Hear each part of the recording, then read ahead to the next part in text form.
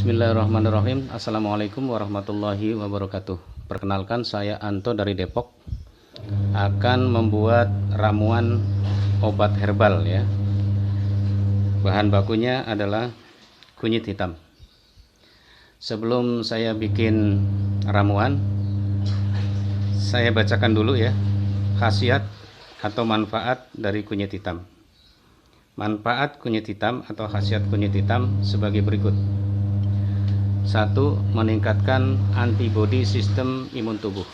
Nah, ini cocok di saat pandemi COVID-19 ya, sebagai imunitas. 2. Sumber vitamin dan mineral, atau terutama vitamin C, vitamin K, dan vitamin B. 3. Meningkatkan tenaga dan stamina, terutama untuk olahragawan.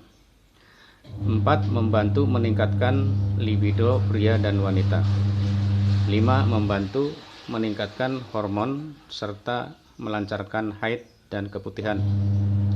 6. Membantu melancarkan sistem pencernaan dan metabolisme tubuh. 7.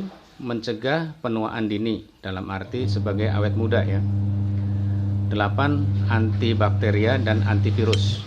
Nah, ini juga cocok ya di saat pandemi COVID-19. 9. Anti alergi. Nah, yang sering alergi, batuk alergi, alergi gatal-gatal akibat makanan seperti sambal terasi, ikan asin, dan lain sebagainya. 10. Anti inflamasi atau peradangan, radang tenggorokan, radang paru-paru, dan lain sebagainya ya. Termasuk sakit gigi.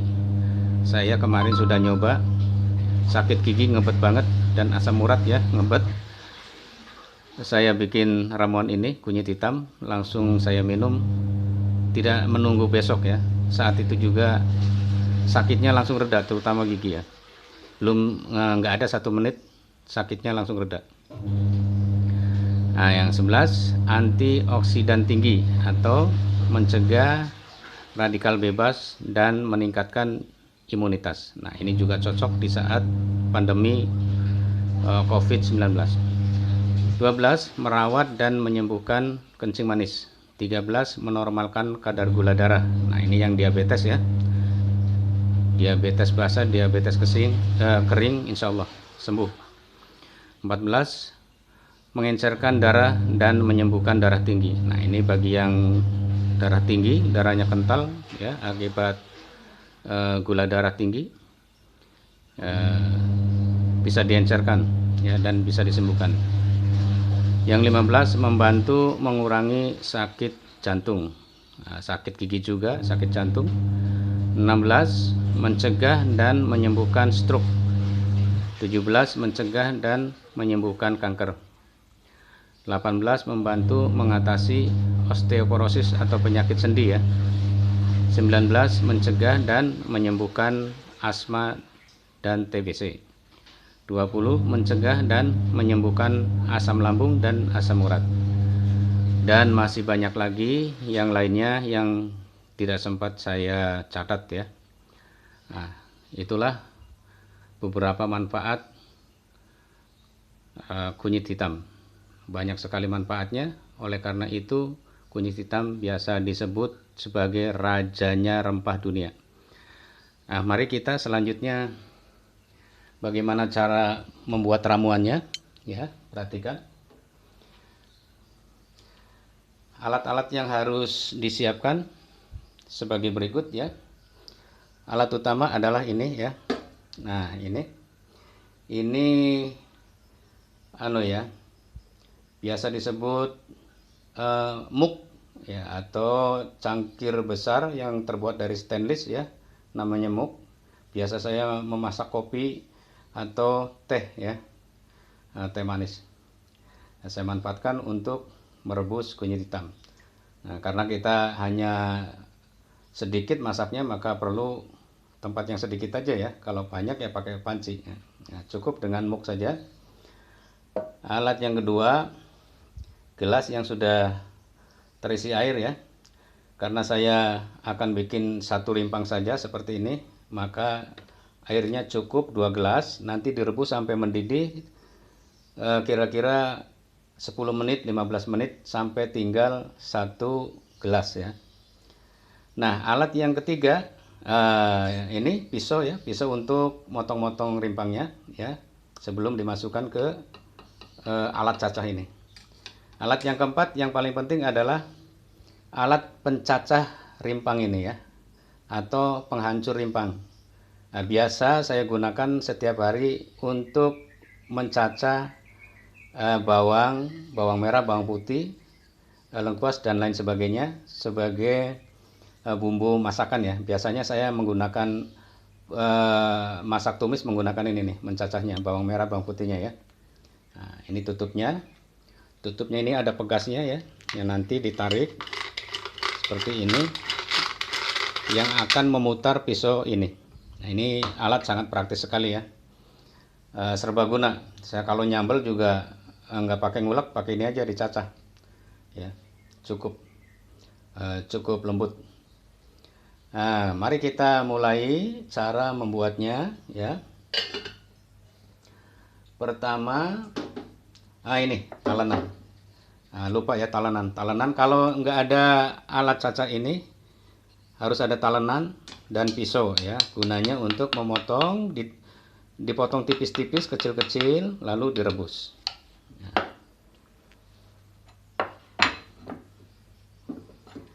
Nah, mari kita mulai. Nah, ini rimpang yang sudah saya cuci bersih ya. Kita potong kecil-kecil sebelum dimasukkan ke alat pencacah. Nah, seperti ini. 1, 2, 3, 4, 5. Nah, itu hitam kan? Kelihatan hitam ya? Nah, dalamnya hitam, makanya disebut kunyit hitam. Sebenarnya nggak terlalu hitam, ini warnanya ungu tua kehitaman. Nah, coba kita belah lagi. Nah, ini makin kering, makin hitam ya kelihatannya. Ini karena belum kering, masih basah, sehingga ungu kehitaman saja. Nah, sudah dipotong-potong ya. Sebenarnya bisa langsung dimasukkan, tapi nariknya susah ya, agak berat. Supaya nariknya agak ringan, dipotong-potong kecil aja dulu pakai pisau. Setelah masuk, kita tutup alat ini menggunakan tutupnya ya. Lalu kita putar pisaunya. Kita putar pisaunya.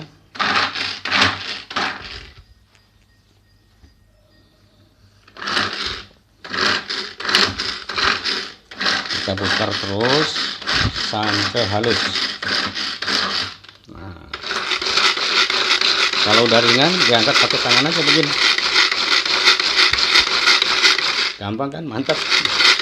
Alat ini walaupun sederhana, praktis ya. Sangat banyak sekali manfaatnya.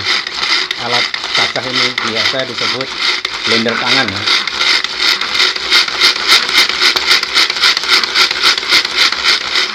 Nah, cukup. Coba kita buka. Nah, tuh hasilnya.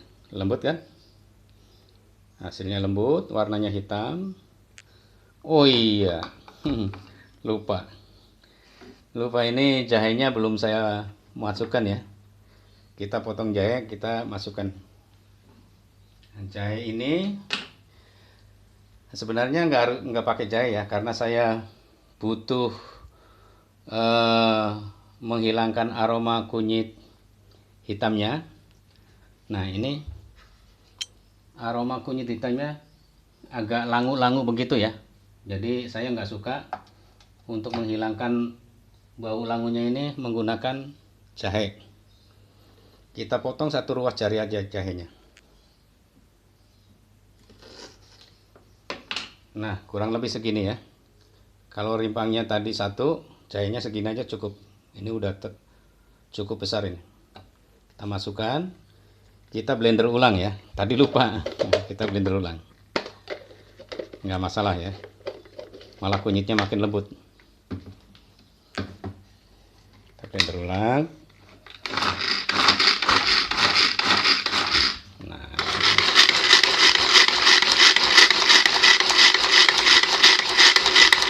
enak, praktis sekali ya. Kalau masak tumis, bumbu-bumbunya saya cacah pakai ini, cepat, jadi nggak pakai ngulek, nggak pakai motong. Nah, coba kita lihat, udah hancur. Sebentar aja udah hancur. Nah, selanjutnya kita masukkan ke dalam panci kecil ya, atau langsung kecil. Ini bekas air yang kemarin.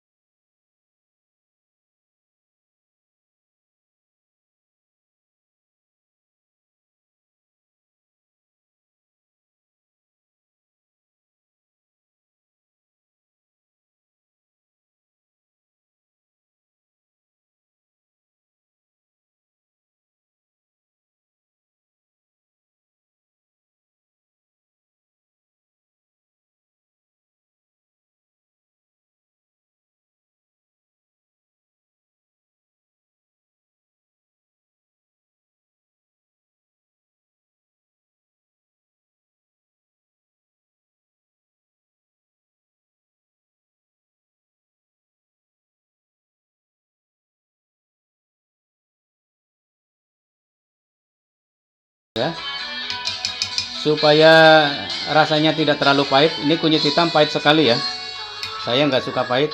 Oleh karena itu saya kasih gula merah atau gula pasir, tapi saya lebih suka gula merah. Kalau nggak ada gula merah, madu juga bisa, tapi kalau saya nggak suka madu ya, karena agak asam. Nah, ini mumpung ada gula merah, saya kasih gula merah aja.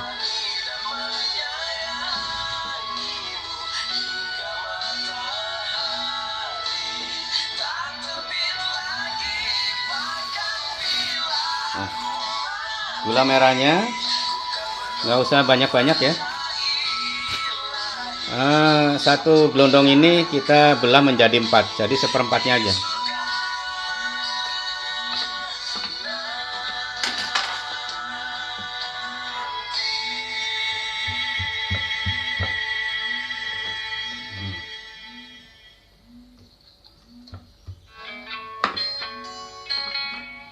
Nah, cukup segini ya. Kita langsung masukkan, nanti juga hancur ya. Nah, udah masuk semuanya bahan-bahannya, langsung kita rebus di kompor sana. Nah, kita rebus di kompor.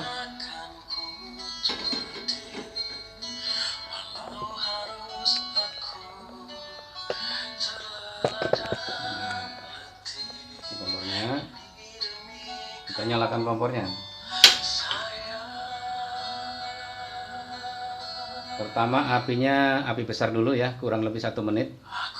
Kalau sudah mendidih langsung dikecilkan, api sedang.